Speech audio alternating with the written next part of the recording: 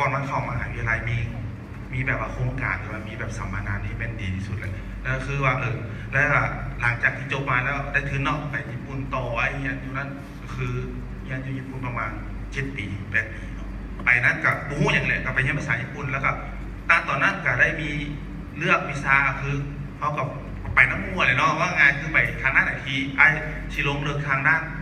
พวกเน็ตเวิร์กิ่งเนาะเพราะงั้นคือด้านไอทีนี่มันแบ่งลักๆเป็น3 ส่วนก็คือเรื่องซอฟต์แวร์เรื่องเน็ตเวิร์กและเรื่องกราฟิกใหญ่ๆเนาะในทุกอย่างมัน3 ส่วนนี่แหละและแม่นไผ่มักสายไหนและแม่นจะอยู่บ้านเขาคือเรียนปี 1ปี 4 ปี 1ปี 2แม่นเรียนรวมกันหมดเรียนมู่กันหมดว่าเรียนซอฟต์แวร์เรียนเรื่องเน็ตเวิร์กเรื่องกราฟิกและหลังปี 3แล้วใช่ไหมเลือกแล้วเขาว่าเขาสิลงไปภาคไหนก็คือว่าทุกภาค3 ภาคนี่แม่นเรียกเขาเป็นมีหลายเลยคือเป็นเพราะไงคือเป็นเรียกที่ว่าแม่นแผ่นกระสำคัญเหมือนแต่ขึ้นว่าเขาถนัดทางด้านไหนซื้อเนาะและหลังจากนั้นไอ้ไปศึกษาอยู่นั้นประมาณ7 ปี8 ปีแล้วหลังจากนั้นก็จบมาอยู่มาบ้านเขานี่แหละเนาะมาบ้านเขาแล้วก็มีโอกาสที่ได้ไปเรียกกับบริษัทใหญ่ๆก็คือบริษัทดาต้าคอมเนาะซึ่งเป็นผู้จำหน่ายผลิตภัณฑ์เดลเพียงผู้เดียวอยู่ในลาวนี่แล้วก็ไปจับกับเกี่ยวกับพวกเรื่องเซิร์ฟเวอร์พวกอย่างเขาเลยรู้ว่าโอ้แขนงไอทีนี่มันยังมีอย่างที่ว่าน่าสนใจหลายเนาะก็คือว่าง่ายๆคือยกตัวอย่างง่ายๆคือว่าพวกธนาคารธนาคารถอนเงินเข้าถอนเงินออกนี่เมนล้วนแล้วแต่ใช้เทคโนโลยีใหม่ๆมันใช้ด้านไอทีด้านเน็ตเวิร์กทั้งหมดถ้าบ่มีตัวนี้นะเป็นธนาคารแบบไหนเนาะเขาคือในงานภาพรวมๆเขาต้องไปเจาะลึกเพื่อเขาคือว่าธนาคารมันไปได้ที่ไหนก็ย้อนไอทีไปแบกไปเขาคือในงานนี่ว่าความสำคัญมันสำไหนเนาะโดยแล้วหลังจากนั้นณตอนนี้แมนอ้ายก็ได้มีความว่าไงคือหลังจากได้ไปเรียกประมาณ2 ปีอยู่กับดาต้าคอมเนาะแล้วมีความจำเป็นทางบ้านเนาะก็เลยได้ครอบเพิ่นออกมาแล้วก็ณตอนนี้แมนได้เปิดห้างของตัวเองคือห้างไอทีคอนเนอร์คอมพิวเตอร์เนาะมันกับว่ามันเป็นทั้งบอลจำหน่ายเครื่องคอมพิวเตอร์และเป็นทั้งบอลที่ให้ความรู้เรื่องพวกเบิร์ด Excel ที่ว่าจำเป็นในเพราะไงคือเป็นคล้ายๆคือเป็นบอลสอนอบรมฝึกอบรมเนาะณตอนนี้โดยเจ้าใช่ครับต่อไปเนาะหลายๆคนอาจจะรู้จักเพื่อนในนามลุงโอดเนาะเห็นเพื่อนนุ่มๆแต่เป็นอย่างที่เป็นลุงกันอันนั้นแหละให้เพื่อนอธิบายเอาเนาะแต่ว่าขอให้เพื่อนแนะนำครับสบายดีเนาะข้าพเจ้าซื้ออุทัยไซอุดมเนาะหรือว่าลุงโอดที่หลายๆคนรู้จักท่านที่ให้อธิบายว่าลุงโอดเกิดมาได้จังใดยาวเนาะหลาย10 ปีก่อนแต่ว่าจะเอาสั้นๆเฉพาะว่าเป็นอย่างข้าพเจ้าจะมาฮอดอยู่บอนนี้เนาะอยู่ในวงการไอทีเนาะก็คือเริ่มจากตอนนั้นเรียนอยู่ประมาณม.5 แล้วไปเบิ่งหนังเรื่องหนึ่งอยู่ในหนังมันเป็นเกี่ยวกับเรื่องการแฮกข้อมูลเจาะระบบเป็นการเล่นเกมแล้วโกงเกมอย่างประมาณนี้เนาะก็เลยรู้สึกว่าโอ้มันขับเลยนั่งอยู่หน้าจอดำๆมีตัวหนังสือสีเขียวแลกไปแลกมาในเท่อะไรประมาณนี้ก็เลยมีความคิดในใจเลยว่าอ๋อเขาต้องเรียนสายนี้เขาต้องเป็นนักคอมพิวเตอร์ให้ได้ซึ่งตอนนั้นก็โมโหดอกไม้ที่ไม่ได้เรียนแล้วหลังจากนั้นก็พอดีมีคนรู้จักที่เพิ่นสอนด้านนี้อยู่เพิ่นกับปึ้มให้อ่านก็เริ่มอ่านมันยังไม่มีโอกาสได้จับของจนกว่าจบม.6 ก็ได้ไปเรียนอยู่ตอนนั้นเป็นวิทยาลัยลาวฟินแลนด์เนาะหรือว่า Quest College ปัจจุบันนี้ก็เรียนอยู่หันกับจบชั้นสูงแล้วหลังจากนั้นก็ไปต่อปริญญาตรีอยู่ควส.ซึ่งตอนเรียนจบยุค Quest 3 ปีก็ได้ไปเรียนอยู่กระทรวงศิลปกรรมเป็นผู้ช่วยไอทีแหละเป็นไอทีสตาฟเนาะแล้วก็ระหว่างนั้นก็ไปเรียนต่อนำภาคคำหลังจากจบเรียนต่อภาคคำแล้วก็ได้มีโอกาสย้ายไปอยู่องค์การสมนาก่อนน้ำจะเป็นผลลัพธ์นี่แหละครึ่งหนึ่งมาสั้นๆแล้วหลังจากนั้นก็ในระหว่างที่เรียนอยู่ตั้งแต่เรียนอยู่Quest เนาะก็เฮ็ดเว็บไซต์ตัวหนึ่งชื่อว่า lausa.com ตัวนั้นก็จะเป็นชุมชนเป็นเว็บบอร์ดในยุคนั้นก็คล้ายๆเคยใช้คล้ายๆคือพันทิปแต่ว่าเน้นเป็นเรื่องไอทีประมาณว่าคอยมีปัญหาเรื่องไอทีคอยกับมาถามอย่างประมาณนี้เป็นโฟรุ่มแต่ว่าปัจจุบันนี้ก็คือซีบ่มีอย่างแล้วเพราะว่าคนไปใช้ Facebook กันเหมือนแล้วยุคนั้นมันพักดันให้คนรู้จัก มูจักคนซื้อโอนในอีกมุมมองหนึ่งเนาะก็คือเป็นสายยาอยู่ในเว็บบอร์ดเขาใส่ซื้อว่า OS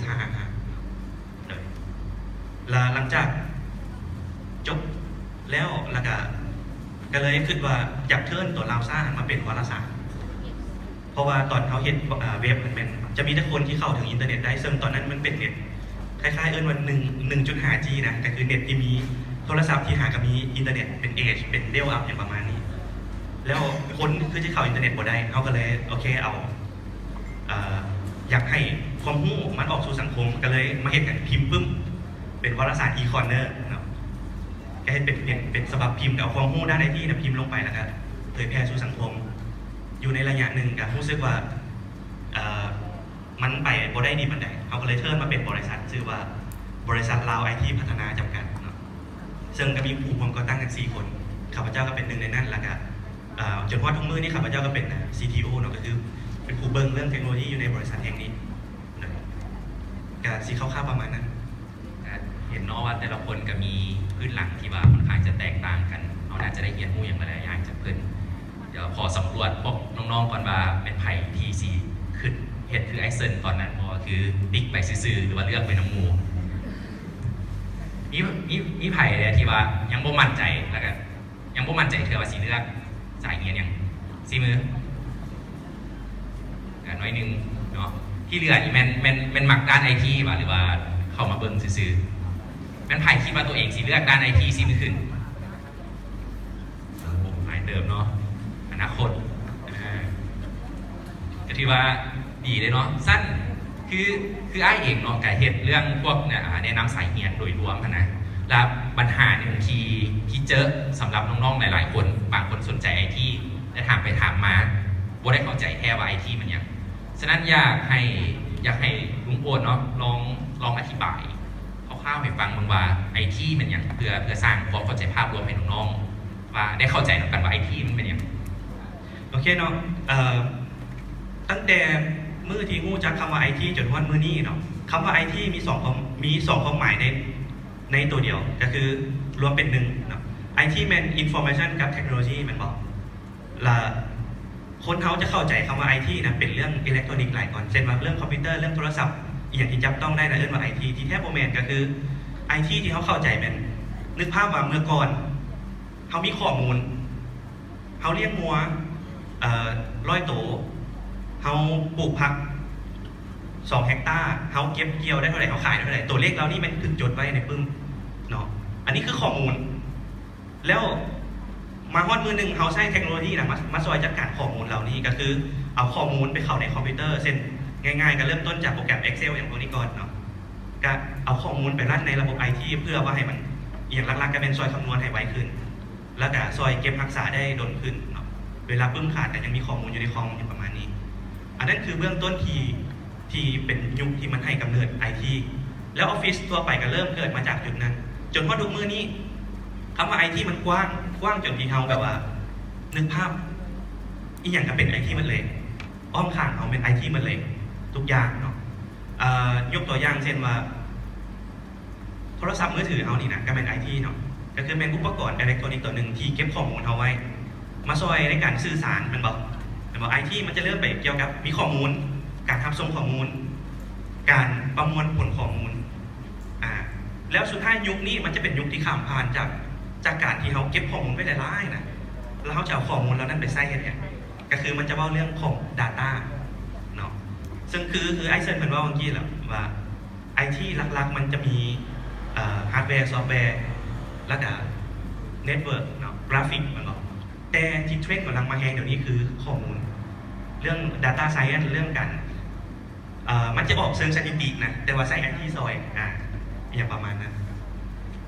แล้วสำหรับคนที่สนใจเรื่องไอทีกับโบเน็ตสปอร์ตจะมาพูดที่สนใจเรื่องแบ่งคอมแบ่งโทรทัศน์แบ่งสิเนาะกับบางคนก็สนใจเรื่องข้อมูลเช่นว่าค่อยขี้ไก่มาทางเซนนี่ค่อยเห็นห้างขายเครื่องจากห้างอันนี้ก็เป็นข้อมูลอย่างหนึ่งแล้ววันนี้มันจะเครื่องหนึ่งของไอทีเราได้พร้อมเป็นอินโฟเมชันหลังจากนั้นเขาจะเอาข้อมูลเรานี่ไปเฮ็ดอีกอย่างก็คอยจังหวะกันอีกแบบอันนี้ในมุมมองของข้าพเจ้าเอง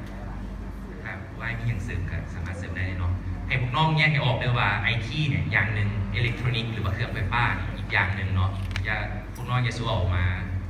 ส่วนปนเปกันคือหลายๆไอ้เห็นหลายๆคนค่อนข้างจะเข้าใจพวกกันเขามั่วไปเลยนะ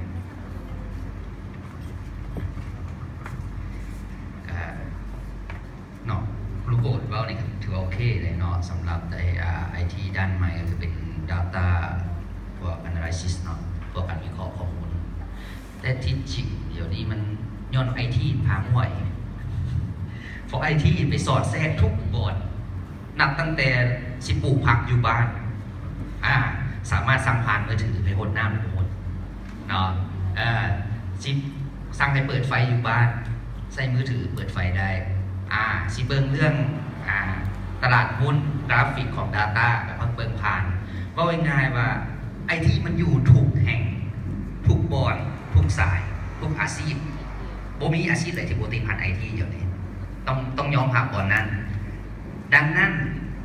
ขึ้นกับเฮาเองว่าเฮาจะเอาไอทีเป็นผสมเนี่ยเฮาเก่งด้านไหนขึ้นว่าจังซั่นว่าสภาพปัจจุบันนี่มันแต่สิ่งสำคัญที่สุดไอที่จะก้าวได้บ่ก้าวมันต้องเริ่มจากความรู้ของเราเองว่าเรามีเบสภาษาอังกฤษขนาดไหนตัวนี้เป็นตัวหลักเลยถ้าใครสนใจไอที่โดยที่บ่มีภาษาอังกฤษเป็นพื้นเซโนเลยเพราะว่าต้องยอมรับเนาะว่าบทเรียนเฉพาะปึ้มเป็นภาษาลาวหรือภาษาประเทศอ้อมข้างเราเนี่ยนะยังบ่เพียงพอมันต้องอาศัยบทเรียนต่างประเทศสากลเข้ามาซอยหลายดังนั้นถ้าจะเริ่มด้วยไอทีนะมันต้องเริ่มด้วยภาษาอังกฤษหลังจากนั้นจะมีคอนเซ็ปต์ต่อไปแต่ขอบอกเลยว่าไอทีอยู่ทุกที่ทุกบอร์ด ขอเสริมเรื่องนึงเนาะคือมันมาเน้นภาษาอังกฤษแมนบอกว่าตรงเลยคือไปเรียนญี่ปุ่นก็คือเข้า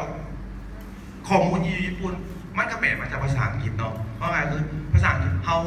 สิเก่งแบบว่าเนทีฟก็บ่ต้องจำเป็นว่าปานนั้นเพราะว่าคือสายทางไอทีมันจะมีพวกคำศัพท์ไอทีเนาะว่าไงซะเฮาแค่เข้าใจมันยังลึกซึ้งอย่างแล้วก็โอเคล่ะเพราะไงคือภาษาอังกฤษเป็นอย่างที่โมเมนต์บาแต่ที่ทุกอย่าง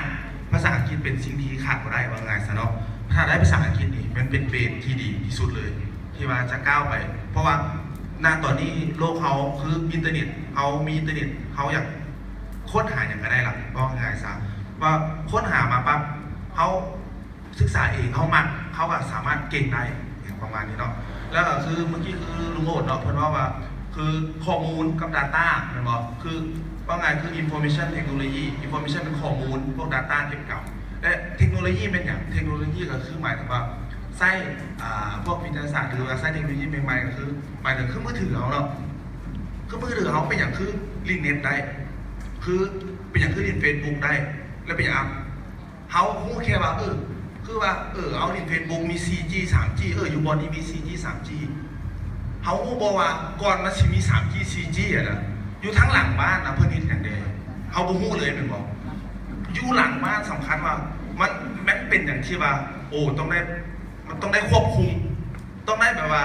ก็คือเขาไงยกตัวอย่างคือ 3G 4G เขายังสมัครแพ็กเกจเนาะ1 2 3 4 5อันนั้นแหละแมนทุกอย่างแมนเพิ่นวางแบบฟอร์มวางอย่างมาเหมือนแล้วและอันนั้นแมนเรื่องว่าไงคือเกี่ยวไปถึงด้านเรื่องเน็ตเวิร์กเห็นบอกถ้าเน็ตเวิร์กดีสัญญาณดีเรื่องสัญญาณก็เป็นเน็ตเวิร์กอันหนึ่ง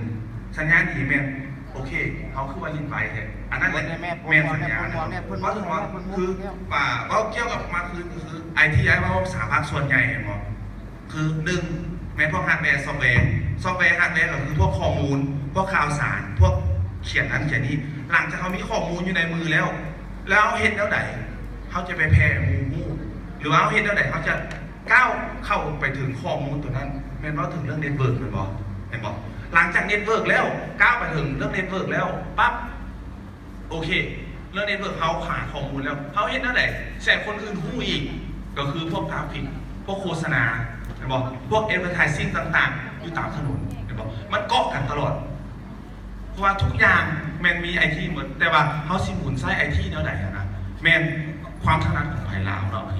จะแสดงว่าไอทีเนาะมันมีหลายๆแขนงที่ว่าน้องจะต้องได้ไปศึกษาตื่นว่าน้องมักอีหยังในสายไอทีเนาะ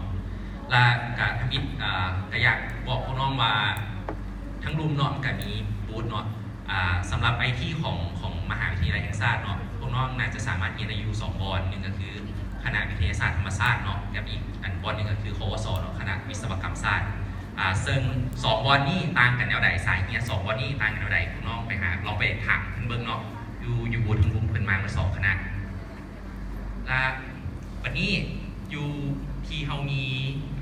การโอลมกันแบบนี้เพื่อโมเมนต์เพื่ออยากมาอธิบายแค่ว่าเรื่องสายเงียนหรือว่าเรื่องอย่างแต่ว่าอยากให้พวกน้องเข้าใจถึงภาพรวมของการเห็นเวียกในสายนี้ฉะนั้นเขาสีมาถามให้ผมตื่มเลยว่าตลาดในสายไอทีนี่นะมันเป็นเดี๋ยวใดโอกาสในการเห็นเวียกโอกาสในการเห็นเวียกจากภาครัฐหรือว่าจากภาพรวมนี่นะมันเป็นเดี๋ยวใดละถ้าพวกน้องหลายๆคนคืออยู่ในห้องนี้หลายคนสนใจไอทีนะอีก4 ปีจบไปเป็นตัวอีก4 มีโอกาสหลายสำดับนะสายนี้ไม่น่าสนใจสำหรับขอเริ่มจากไอ้เลย สำหรับตลาดเนาะตลาดงานตลาดสำหรับอาชีพไอทีนี่บ่มีวันสิ้นสุดต้องขอบอกก่อนเลยว่าบ่มีวันสิ้นสุดน้องให้พวกน้องยกตัวอย่างง่ายๆนะครับไอทีจะเฮ็ดให้บางอาชีพได้เลยอาชีพรู้จักตลาดเลยตัวอย่างใน20 ปีก่อนเคยส่งจดหมายเนาะต้องอาศัยไปรษณีย์เขียนจดหมายส่งหากันหลังจากอีเมลมาผู้ส่งจดหมายตายเลยว่ามีตกงานเนาะแล้วก็จะมีต่อไปเนี่ยอาชีพที่ขึ้นว่าเตรียมมีปัญหานี่เป็นอาชีพเกี่ยวกับแบงกิ้งโดยเฉพาะเทลเลอร์ถอนเงินเบิกเงินพอต่อไปทุกอย่างยิ่งด้วยแอปจ่ายแอปหับเงินตู้บอลมีดังนั้นถามว่าตลาดไอทีกว้างจนที่เขาก็สามารถวิเคราะห์ได้แต่จุดหลักหนึ่งเขาต้องมีเบสิกของมันไอทีต้องเข้าใจโลจิกใช่ว่าอะไรเนาะโลจิกเนาะโลจิกตรรกะโอเควิชาตรรกะเนาะวิชาขั้นตอนdata flow วิชาขั้นตอนว่าต้องเข้าใจว่าทุกสิ่งทุกอย่างของหน้าเรียกมันมีขั้นตอนที่เป็นระเบียบหลักการเขาต้องเข้าใจวิเคราะห์ตรงนั้นได้แล้วไอทีจะสวยของหลายๆข้อบรรดาเครื่องมือคันพวกน้องยังคิดว่าเดี๋ยวนี้สมมติฐานเทียนเน็ตเวิร์กยังสบายเลยปัจจุบันเนาะทุกคนต้องการเน็ตเวิร์กในลาวเขาเนี่ยผู้ที่เข้าด้านระบบเน็ตเวิร์กได้ประมาณ1 ล้านคนคิดว่าเนาะพอเขายังกำลังพัฒนาถ้าเขาจะเข้าทางด้านเว็บดีไซน์โอเคเดี๋ยวนี้เครื่องมือหลายเนาะแต่ว่าพวกเขายังมีอาชีพเรานั้นยังว่าเขายังสามารถเห็นได้เสมอบอกว่าสมมติเนาะในปี2021รถไฟมาโอเคในรถไฟมามันมีอาชีพเกิดขึ้นประมาณ 5,000 อาชีพในสายไอทีมันมีละอยู่แต่ละเคาน์เตอร์มันมีอาชีพเกี่ยวกับเรื่องเอเจนซี่ขายปีบุ๊กิ้งเกี่ยวกับที่นั่งต่างๆมันจะมีเข้ามาละแต่ทุกคนก็ต้องเข้าใจระบบไอทีเนาะไอขอแบ่งอย่างนี้ไอทีแบ่งเป็น2ง่ายๆสำหรับไอทีสำหรับผู้สงสัยกับไอทีสำหรับผู้พัฒนาเนาะคำไอทีสำหรับผู้สงสัยน้องก็ต้องเข้าใจว่าไอทีที่ว่าโปรแกรมที่พวกน้องกำลังเนาะเฮ็ดให้บริษัทเฮ็ดให้องค์การจัดตั้งสากลเฮ็ดให้กระทรวงนั้นมันเป็นโปรแกรมประเภทใดแล้วระบบมันแล่นแนวใดตัวนั้นเป็นพื้นฐานหลักแต่สำหรับผู้จะพัฒนาระบบให้คนอื่นใช้ตัวนี้อยากหนักหน่อยนึงเพราะมันต้องแข่งขันสูงโดยเฉพาะอย่างนี้เอาซอร์สจากจีนจากเวสเทิร์นจากยุโรปจากต่างๆเข้ามาแหงหลายนะแต่ถามว่าได้เงินดีบ่ได้เงินดี developer นี่ได้เงินดีได้เงินงามแต่นักบนว่ามันสิหาลูกค้าได้บ่แต่สำหรับไอที่สำหรับ user นี่ขอได้ใช้เป็นอธิบายเป็นนำใช้ได้มันอยู่ในทุกเครือข่ายเนาะดังนั้นก่อนที่เขาจะเป็นอย่างเขาต้องเบิ่งเขาเองว่าเขาถนัดด้านใดและมีความเสี่ยงต่อการซอฟต์แวร์ขนาดใดเนาะ ใช่เนาะแล้ววันนี้ไอเซนเนาะเรามีห้างไอทีคอนเนอร์ก็เลยอยากรู้ว่าสำหรับตลาดฮาร์ดแวร์เนี่ยคือไอทีมันก็มีหลายอย่างเนาะสำหรับตลาดฮาร์ดแวร์นี่มันมีโอกาสหลายสำหรับบหรือว่าถ้าพวกน้อง ผู้ใดที่ว่าสนใจมาทางฮาร์ดแวร์หรือว่าเห็นเรื่องเกี่ยวกับเครื่องอิเล็กทรอนิกส์หรือว่าขายเครื่องที่ไปซัพพอร์ตเรื่องไอทีนี่นะพวกน้องสิมีโอกาสบอกหรือจะไหนอยากให้ไอ้ลองวิเคราะห์ให้เบิ่งในตลาดตัวนี้ โอเคเขาว่าเรื่องตลาดเนาะว่าง่ายๆคือณตลาดตอนนี้นี่เป็นตลาดนี่เป็นแข่งขันสูงว่าตรงๆเนาะเพราะว่างานที่แข่งขันสูงคือเขานำมาเขาเป็นประเทศที่ว่ายังบ่ได้ผลิตฮาร์ดแวร์ด้วยตัวเอง คือเดี๋ยวนี้คือนำเข้ามาหมายถึงว่านำเข้ามาในไทยเกือบว่า 90% นำเข้ามาในไทยเลยแหละแม่นทุกคนที่ว่าขายกันคือนำเข้ามาในไทยณตอนนี้แม่นหมายถึงว่าเพื่อตลาดฮาร์ดแวร์คือหมายถึงว่าโมเมนต์นำเข้ามาในไทยละไทยแหละมาเห็นเองก็คือแอดไวท์เที่ยวมู่กันเนาะมันบอกเพิ่นเข้ามาบ้านเขาเองย้อนอย่างกันย้อนมันหลายๆสิ่งเนาะเคยย้อนว่าให้เขาเข้ามาเพราะว่าตลาด AC บอกเปิดกว้างเนาะไทยเพิ่นเข้ามาขายคือตลาดฮาร์ดแวร์เขาสิไปสู้เพิ่นอีกก็คือว่ายากละแค่ว่าเขาประคองไปได้อยู่ คือประคองไปแต่มาในการประคองไปเขาหมายถึงว่าเขาอะนะเน้นการบริการดีกว่าเนาะที่แนะนำมาเน้นการบริการคือเน้นเรื่องที่ว่าคือที่เขาเข้ามารวมกับคือคนไทยยกตัวอย่างง่ายๆคือคนไทยรวมกับคนลาวโอเคกับคนลาวรวมกับคนลาวอันไหนสินค้ากว่ากับคนลาวรวมกับคนลาวมันบอกคือเขาเอาใจวัดกันคือการบริการการนั้นการนี้คือฮาร์ดแวร์โอเคมันราคามันก็ซ้ำนั่นแหละเขาก็ตัดเพราะว่าคือบ้านเขานี่เสียอันเดียวคือมันตัดราคากันเนาะว่าตรงๆกันนี่เบ้านี้เลยก็คือหมายถึงว่าเขาโบเน้นบริการเขาเน้นอันนี้ขายแล้วไปเนาะอันนี้ว่าจัดตัวจริงเลยเด้อว่าแบบประสบการณ์จริงเลยแต่ว่าเขาโอเคเขาตัดนั้นเจ้าจะขายไปขายแต่ว่าเขาเน้นบริการคือเขาคนไทยเห็นยังบ่ได้คือหมายถึงว่าคือคนลาวเขาบริการเขาคนเขาท้องถิ่นนะเห็นตั้งแต่คนท้องถิ่นกันเหนือคนอยู่แล้วเนาะเพราะงานคือเรื่องนี้แต่ว่าเพราะงานคือเขาเน้นบริการแล้วเขาก็คือเล่นคือว่าเรื่องนั้นเขาอีกอย่างหนึ่งก็คือพวกซอฟต์แวร์เนาะก็คือให้เพื่อนเขาว่ามีต่างประเทศเข้ามานี่แหละย้อนต่างประเทศเข้ามาย้อนว่าคนบ้านเขาอะยังบ่ได้มีนักพัฒนาหลายเท่าที่จะแบบที่ว่าเขาหลายที่ว่าไปซุ้มไส้หรือว่าบริการคือเดี๋ยวนี้คืออีเว็บต่างๆการบริการต่างๆซอฟต์แวร์ห้างต่างๆนะอาการันตีได้เลยกับว่า 70% แม่นซอฟต์แวร์จากประเทศไทยเนาะย้อนข้าเจ้ามีพัฒนาข้าเจ้าไปไกลแล้วแบบว่าทรัพยากรหรือว่าคนที่ข้าเจ้าสร้างซอฟต์แวร์หรือเขียนซอฟต์แวร์ข้าเจ้าหลายเนาะแล้วข้าเจ้าเข้ามาบ้านเราคือข้าเจ้าเข้าใจกันคือภาษาบ้านเขากับบ้านเขาเนาะแต่ว่าณตอนนี้นะโบเป็นอย่างหรอกให้ข้าเจ้าไปก่อนเนี่ยเขายังมีน้องๆหลายๆคนที่ว่าเรียนไอทีเนาะว่าขอสนับสนุนเลยว่าให้เรียนทางด้านไอทีเพื่อเขาจะบอกให้คือคนต่างชาติเนาะมันยากเรียกเขาเพราะว่าบ้านเขานะเนี่ยแหละกับคนบ้านเขาแหละเข้าใจพื้นฐานหลายกว่าสนับสนุนเลยเพราะว่าเรื่องเขียนเนี่ยยังน้อยหลายเกือบจัก%นึงนะคือว่าอยากให้แบบว่าให้มีนักพัฒนาคือลูกโอดนะว่ายกตัวอย่างคือลูกโอดซะอยากให้เป็นทุกคนนะก๊อปปี้ลูกโอดไปเลยให้เลยก๊อปปี้ไปเลยก๊อปปี้ไปเลยก๊อปปี้ไปหลังเท่าไหร่เพ่งดีเพราะงานคือหลังจากก๊อปปี้แล้วเรื่องคือเน็ตเวิร์กแล้วมาถามไอ้รถ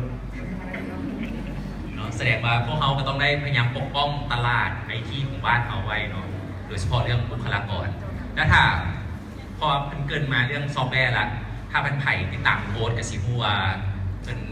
ลงเลิกด้านสายนี้เนาะและรู้สึกต่างๆรู้สึกสิบวัยอย่างให้คนอื่นได้ลองไปไว้ดีป่ะ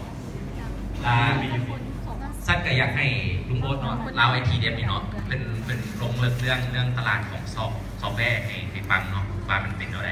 ครับถือว่าไอเซิร์นมาแบบดุเดือดหลายเนาะการส่งเสริมความคงไปคงมาแต่ในแง่ของคือทางไอเป็นว่ากับไอเซิร์นเนาะเป็นว่า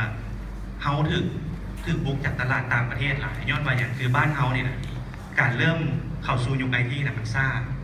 าแล้วอีกอย่างหนึ่งภาษากรเฮามันน้อยเวลาภาษากรเฮามีน้อยคือความคิดประดิษฐ์สร้างหรือการแข่งขันมันจะค่อนข้างน้อยแล้วข้อดีของการที่ต่างประเทศเข้ามาก็คือเขาเจ้ามีระบบอยู่แล้วแล้วเขาเจ้าก็เอาตัวที่เขาเจ้าเห็นอยู่แล้วมาลงทุนน้อยเดียวก็คือเอาดูพิเคทมาใส่เลยแต่ข้อเสียคือ1คือเขาเจ้าเป็นคนต่างประเทศ2คือมันบ่เข้ากับสภาพแวดล้อมบ้านเขาเจ้าเอิ้นมาคล้ายๆคือสิงโตหากินอยู่ต่างถิ่นสำหรับเรื่องซอฟต์แวร์ ทางบริษัทเราที่พัฒนาของพวกเราเนาะกับเน้นมาสายซอฟต์แวร์ตั้งแต่เริ่มก็คือปัจจุบันนี้ Product หลักๆที่เราให้บริการอยู่ก็เป็นระบบบริหารติดตามบริหารจัดการเอกสารแบบรวมศูนย์ก็คือออกแบบเฉพาะให้กับระบบเอกสารที่ไหลอยู่ในภาครัฐซึ่งเอาระบบต่างประเทศมาใช้กับบ่ตอบโจทย์เพราะว่าเขาไปนั่งอยู่กับคนรัฐเขาไปนั่งอยู่กับระบบการเฮ็ดเวียกของข้าเจ้าแล้วเขาก็แก้โปรแกรมให้ถูกตามโฟลว์ของข้าเจ้าเลยและอีกอย่างหนึ่งคือข้าพเจ้าเองเคยเห็นไอที่อยู่กระทรวงมาก่อนกับมีประสบการณ์ด้านนี้มาเองฉะนั้นคือตัวนี้นี่มีหลายกระทรวงที่ใช้ก่อนที่จะมาใช้ระบบของพวกเขาเพื่อนกันอาจจะใช้ของเวียดนามเอามาซอยใช้ของจีนมาซอยประมาณนี้แต่สุดท้ายกับมันจะมีปัญหาเรื่องว่าเวลามีปัญหาแล้วมันต้องให้เวียดนามมาซอยมาแก้ไขปัญหาหรือว่าเวลาระบบมันส่งไปได้กับบ่มีคนมาซัพพอร์ตก็ตายไปเลยประมาณนี้ซึ่งของพวกเขาต่างกันคือเขาเป็นบริษัทคนลาวแล้วก็เวลามีปัญหาเขาก็ซัพพอร์ตให้เวลามันบ่ถือโฟลว์เขาก็แก้ให้เพราะโปรแกรมเขาสั่งเองอันนี้คือข้อดี แล้วโอกาสในด้านซอฟต์แวร์นี่มันยังเปิดกว้างอยู่บอกหรือว่ามันยังแคบสำหรับคนที่อยู่ในห้องนี้ข้าพเจ้าค่อนข้างมั่นใจว่าเกินครึ่งน่าจะสนใจเรื่องพัฒนาซอฟต์แวร์กับเว็บไซต์ที่เป็นเทรนด์มาหลังช่วง2-3 ปีก่อนแต่เดี๋ยวนี้ข้าพเจ้าอยากฝากอย่างนี้เนาะในนามเป็นผู้ให้บริการด้านซอฟต์แวร์จะฝากว่าถ้าผู้ใดที่สนใจด้าน IT แล้วอยากเป็นนักพัฒนาทางด้านซอฟต์แวร์เนาะเดี๋ยวนี้ซอฟต์แวร์ของเราก็คือจะมีในส่วนของการพัฒนาซอฟต์แวร์ระบบคอมพิวเตอร์เนาะคอมพิวเตอร์ก็จะรวมทั้งอยู่ทางเซิร์ฟเวอร์และทางอยู่คอมที่คนใช้ทั่วไปเนาะเช่นว่าโปรแกรมพวกขายเครื่องโปรแกรมอย่างต่างๆเหล่านี้ก็เป็นซอฟต์แวร์คอมพิวเตอร์แล้วเดี๋ยวนี้เขาจะเทิร์นไปเป็นเว็บไซต์ก็คือเป็นเว็บออนไลน์อีคอมเมิร์ซแล้วก็ตัวโปรแกรมเองนั่นแหละแต่ว่าเขาได้เขียนลงใน Windows อยู่ในคอมอย่างเดียวก็คือเอาให้มันรันอยู่ทางเว็บเซิร์ฟเวอร์ล่าสุดปัจจุบันก็จะเป็นเทรนด์ของโมบายเนาะเป็นแอปพลิเคชันซึ่งตอนนี้ก็จะมี Android กับ iOS ที่ว่ามาแฮงในปัจจุบันนี้เนาะซึ่งตลาดพวกนี้ยังมีหลายยังมีความต้องการหลายเนาะแล้วอีกตัวหนึ่งที่กำลังจะมาแฮงในอนาคตนี้ก็คือ IoT เนาะที่เราก็ได้กล่าวถึงกันมี IoT ก็คือ Internet of Things ก็คืออุปกรณ์ต่างๆที่เราใช้อยู่นี่แหละมันจะเป็นออนไลน์ได้เช่นว่าสามารถใช้มือถือสั่งตู้เย็นหรือว่าสามารถตั้งให้ตู้เย็นสั่งอาหารเองจากตลาดหรือว่าสามารถสั่งจากซักผ้าเดี๋ยวนี้ก็มีแบรนด์จีนเริ่มเห็นแล้วก็อีกอันนึงก็เป็น Data Science เนาะก็คือเรื่องวิทยาศาสตร์ข้อมูลเช่นว่าพวก Big Data อีกอันนึงที่เขายังไม่ได้กล่าวถึงก็คือ Machine Learning AI เนาะอันนี้ก็มาแฮงขึ้นกันฉะนั้นคือข้าพเจ้าว่าอะไรวะเวลาเขามีข้อมูลอยู่หลายๆแล้วนะข้อมูลเรานี่จะไปสนองให้กับพวกนั้นก็คล้ายๆคือล่าสุดแม่น่ะกรณีที่ข้อมูลที่เขาใส่อยู่ใน Facebook แล้วมีคนดึงเอาข้อมูลไปวิเคราะห์พฤติกรรมของเขาแล้วไปใช้ในทางการหาเสียงเนาะก็คือประธานาธิบดีของประเทศใดประเทศหนึ่งที่ว่าได้เป็นคนคล้ายๆคือคนผีบ้าคนแบบโบเต็มแต่ว่าอยู่มาเมื่อนึงแล้วถึงเลือกตั้งเป็นประธานาธิบดีย้อนว่าเราไปได้ข้อมูลจากคนใช้ Facebook เรารู้ว่าคนที่ใช้ Facebook หรือว่าคนที่จะสนับสนุนเราอะนะมีความคิดแนวใดมีความต้องการแนวใดเราก็วางนโยบายออกมาให้เข้ากับความคิดของพระเจ้าและคนเรานั่นกันเลือกเราโดยที่คนปกติคือเขานี่ขึ้นพวกออกว่าเขาจะเลือกได้ยังไงเนาะสุดท้ายเขาไปพูดว่าข้อมูลของเขานี่แหละไปเป็นกันไปให้เราเพื่อเป็นการประมวลแล้วคาดคะเนได้ว่าคนเขาขึ้นแนวใดเจ้าสำหรับผู้ใดสนใจกรณีที่ลุงโอ๊ตเบ้าเนาะลองไปเสิร์ชคำว่า Cambridge Analytica ดูเนาะมันเป็นเหตุการณ์โด่งดังของปีกายหาปีนี้เนาะเจ้าดังแฮงและบัดนี้เนาะคิดว่าถ้าพวกน้องมีผู้ใดมีคำถามนะก็ยกมือถามได้เลยเนาะยกมือถามได้ตลอดเวลาถ้าผมมีคนถามพวกไอ้ก็สิถามคำถามอื่นๆต่อไปเนาะและเวลาเมื่อกี้ลุงโอ๊ตบอกมาหลายๆเรื่องนี่พวก machine learning พวก AI เนาะพวก data เนาะมีไผ่อยู่นี่บอกเข้าใจคำพวกนี้บอกยกมือศึกษาไปเด้อพวกน้องเด้อถ้าว่าสนใจเรื่องไอทีพวกนี้ต้องแบบต้องอยู่ในหัวก่อนที่พวกน้องจะไปเรียนละและบัดนี้เนาะอยากถาม พวกอ้ายแต่ละคนเลยว่าพวกอ้ายคิดว่าคนแนวใดจึงสีเหมาะมาสายไอทีคนแนวใดคือพวกน้องๆแต่ละคนเนี่ยพวกอ้ายคิดว่าต้องเป็นคนมีบุคลิกแบบใดต้องมีความมักแนวใดต้องมีอย่างนั้นจึงควรมาสายนี้เพราะว่ารู้สึกว่าสายนี้ค่อนข้างจะเข้มข้นเติมเนาะในการเรียนหรือว่าการเห็นเบียก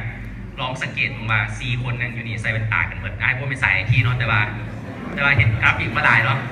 นะครับเบิ่งรวดว่า4 คนใส่แว่นตาหมดอนาคตพวกน้องคือ4คันสนใจสายนี้คือ4หัวสิเป็นเท่าใด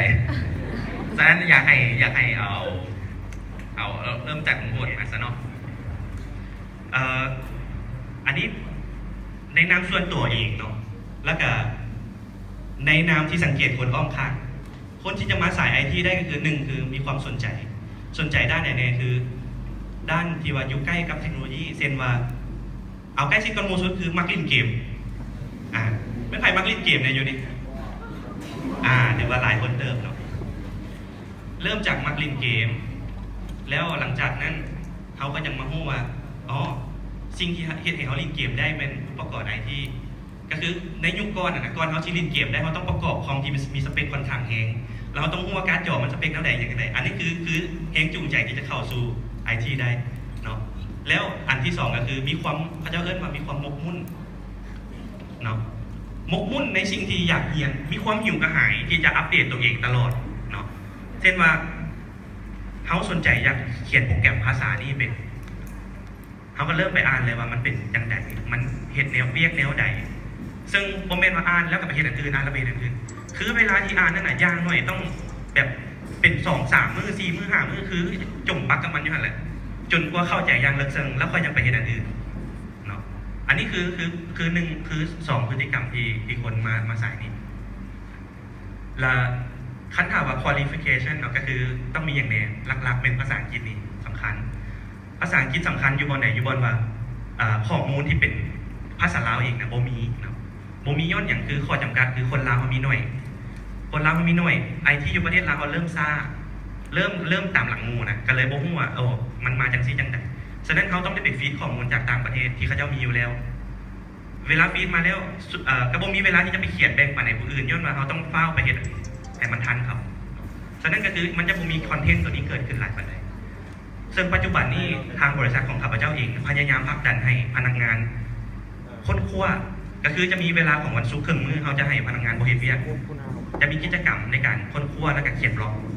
เนาะก็เขียนบล็อกก็คือเจ้าค้นคว้าอย่างมาเนี่ยเจ้าเขียนภาษานี่จังใดหรือว่าเจ้าติดตั้งระบบนี้มันง่ายจังใดแล้ววิธีเฮ็ดมันเฮ็ดจังใดให้เขียนเป็นภาษาลาวแล้วเผยแพร่สู่สังคมเนาะสามารถติดตามได้ที่เพจลาวไอทีเดียเนาะ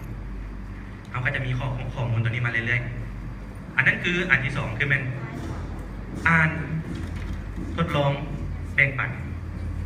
แต่ว่าขั้นตอนพวกนี้ต้องมุ่งอีหลีก็คือข้าพเจ้าตอนที่เรียนอยู่เนาะจะนั่งอยู่หน้าคอมประมาณมื้อนึงเฉลี่ย15 ชั่วโมงเนาะก็บ่ฮู้ว่าเฮ็ดหยังแน่เนาะแต่ว่า15 ชั่วโมงโดยอย่างต่ำเอาง่ายๆคือลองไปนั่งอยู่หน้าจอคอมพิวเตอร์ก่อนถ้านั่งเกินได้5 ชั่วโมงรู้สึกว่าตัวเองเริ่มมักเนาะก็ให้ลองค้นคว้าสิ่งที่ตัวเองสนใจเนาะแล้วค่อยจะมาตัดสินใจอีกวันนึงว่าตัวเองมักไอทีบ่เนาะเลยใจโมดเนาะโอเคคือลุงโอดเนาะเพิ่นว่ามานี่แม่นเห็นดีว่าคนประเภทไหนหรือว่าแม่นมีบุคลิกแนวใดที่มาเป็นทางด้านที่เราเห็นดีนะเพิ่นแต่ก็ขอเสริมอีกว่าคือ1แม่นต้องมักซอกเห็นเนาะอยากรู้อยากเห็นหลักๆคืออยากรู้อยากเห็นว่าอันนี้มันมาได้จังได๋เนาะคือว่าไงคือยกตัวอย่างง่ายๆคือทุกคนน่าจะเล่น Facebook มันเนาะโอเคทุกคนไลฟ์มันเหมาะคือว่าไงคืออย่าเห็นนั่นเห็นนี่แล้วไลฟ์เป็นอย่างมันคือข้างเป็นอย่างคือคนโบมักคลิกไล่คือว่าคนโบมักกันอย่างย้อนอย่างเห็นบอกเขาต้องตั้งคำถามตัวเองว่าย้อนอย่างแล้วเขาก็ไปค้นหาคือซอกเห็นเห็นบอกนี่สิ่งที่หนึ่งที่ขาดบ่ได้คือซอกเห็นแล้วว่าไงคือทางด้านของลูกโอดคือเพิ่นมาจะผลักดันทางด้านไอทีเนาะต้องนั่งอยู่หน้าคอมนะอันนั้นก็เป็นทางด้านซอฟต์แวร์เนาะคือทางด้านซอฟต์แวร์คืออีกทางด้านนึงคืออ้ายกับนั่งหน้าคอมกับประมาณนั้นแต่ว่าอ้ายจะมาไปนั่นไปนี่หลายๆเนาะเพราะไงคือ โมเมนต์แต่นางแต่นาของเราต้องได้เข้าไปเบิ่งศึกษา แต่ละว่าอยู่บอนนั้นเพิ่นคือโซกุโซเห็นก็อยู่บอนนั้นเพิ่นใช้คือห้างกาแฟเนาะยกตัวอย่างห้างกาแฟเอ้าเพิ่นขายอย่างไรเอาเพิ่นแบบมีหลายคนพนักงานกะเปลี่ยนนั้นเปลี่ยนนี่เห็นบ่ย้อนอย่างกะอันนั้นก็ต้องว่าเราต้องไปซอกกุโซเห็นเพิ่นใช้โปรแกรมมีสังนอกเพิ่นคุมห้างนั่นคือมันมีหลายๆห้างแหละกะเกี่ยวมาทางด้านซอฟต์แวร์คือเก่ามันบอกคือว่าหมายถึงว่าสรุปว่าไงคือต้อง1แมนต้องซอกผู้ซอกเห็น2แมนต้องมีใจมากเนาะเฮ็ดอย่างกระยาถ้ามีใจมากแล้วเขาจะได้เสมอต้องสำเร็จตลอดเพราะว่าไงคือว่ามีใจมากแล้ว2มาแมนเขาต้องกล้าลงมือเฮ็ดก็คือหมายถึงว่าคือบ้านเขานะปัจจุบันนี้คือบ่ได้ว่าเนาะคือบ้านเขายังขาดอุปกรณ์เนาะเพราะว่าไงคือตอนสมัยไปเฮียนเนาะคือห้องเฮียนห้องอย่างเขาจะมีอุปกรณ์เต็มเลยเจ้าไซรถเพย์โบเป็นอย่างจะใส่รถคือบ้านเรายังบ่มีนะยังดูอุปกรณ์ตอบสนองกับความต้องการนั้นคือถ้าสมมติว่าถ้าอุปกรณ์นั้นเนาะคือพวกน้องอยากลองอย่างนะถ้าบ่มีบอลลองมาลองหาให้ได้หรือว่าบริษัทอะไรเลยไอ้หับเสมอเนาะมีแต่ว่าให้ติดต่อมาน้องจากนั้นอย่างนี้ไอ้มีฮาร์ดแวร์ซอฟต์แวร์หรือว่ามีกระทั่งบอลสอนใครว่าอยากเฮ็ดอย่างเนาะมาได้ตลอดอันนี้ไอ้การันตีให้เลยอยู่นี่เลยแสดงว่าต้องเป็นคนซอกเห็นเนาะแล้วก็มีสนใจด้านนี้อีหลีซึ่งการซอกเห็นก็เป็นคุณภาพที่ดีที่ว่าทุกสายเรียนควรจะมีเนาะเพราะมันเป็นการพัฒนาตัวเองและอยากให้อ้ายมีเสริมบอกสำหรับว่าคนแนวไหนพี่ควรเป็นยังไงที่โอ้มาได้อายเบาไอ้น้องๆก็ต้องเป็นคนมักซอกผู้ซอกเห็นใส่คำศัพท์จากหนักเลยโมเมนต์นี้แต่ก็ส่องเฟซบุ๊กหมู่ส่องไลน์หมู่อยู่ที่จริงมันเป็นในส่วนตัวครับจะคือว่าเป็นคนมักแก้ไขปัญหาอะไรตัวโอเคเนาะเป็นคนมักหับผู้ปัญหาโมเมนต์วันแค่ส่องผู้สับเห็นต้องแก้ไขปัญหาพร้อมสมมุติเขานั่งล้มกันกินกระแลมกินกาแฟกินโอเคมิลเชคมัวโอ้ยมือถือเขามันค้างโอเคอันนั้นโมเมนต์เขาไปซ่อเขาหับหูปัญหาค่ะเจ้ามันนี่ปัญหาของมือถือข้างมันนี้อย่างแน่1 Data เต็มบอ2แอปบ่อัปเดตบอ OS บ่อัปเดตบอ3ปัญหาเรื่องการไส้กระแทกหลายบอไม่อย่างต่างๆเนาะมันต้องเริ่มจาก slow problem เนาะต้องหู้ว่าปัญหาเกิดขึ้นจากหยังแล้ววิธีการแก้ไขปัญหาแก้ไขแบบใดแล้วนำไส้ด้านใดเข้ามาแก้ไขปัญหาเนาะอันนี้เป็นเบสิกพื้นฐานของ IT เลย IT เป็นการแก้ไขปัญหาด้วยเทคโนโลยีที่เข้าใจมันนี่บรรดาไอ้ทั้งหลายพากันให้นอกขึ้นว่ายังเลยต้องนั่งอยู่หน้าคอม15 ชั่วโมงหนักเลยเนาะหนักกว่าสมมติเป็นเพศหญิงสวยเลยสมมติเป็นเพศชายเอากำงึกอยู่นั่นเลยที่จริง IT มันจะมีอีกสายของสายกราฟิกดีไซน์สายต้องครีเอทีฟสุดๆเนาะมันมีสายกราฟิกดีไซน์สายเน็ตเวิร์กสายซอฟต์แวร์ที่จริงปัจจุบันนี้ดิจิตอลมาร์เก็ตติ้งคอนเทนต์กำลังมาดีกันเนาะน้องๆผู้ใดที่ว่ามีไอเดียกระเจิดเนาะไอเดียที่แปลกๆมูแล้วก็นำไส้ไอเดียตัวเองไปวาดใน AI ใน Illustrator เนาะอันนี้ AI เดี๋ยวเป็นซับซ้อนกับตัวนั้นเนาะ Illustrator Corel Photoshop เพื่อตัดแต่งรูปแล้วดึงความสนใจมูเข้ามาในงานตัวอันนั้นเป็น IT สักขนาดหนึ่ง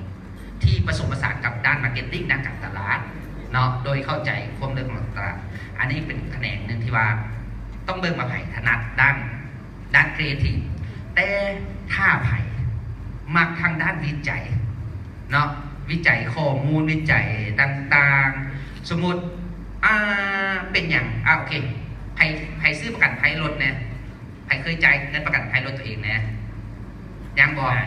ยังนี่จะพอแม่เนาะโอเคมันมีอย่างว่าที่ยกตัวอย่างง่ายๆเนาะขอให้ไอ้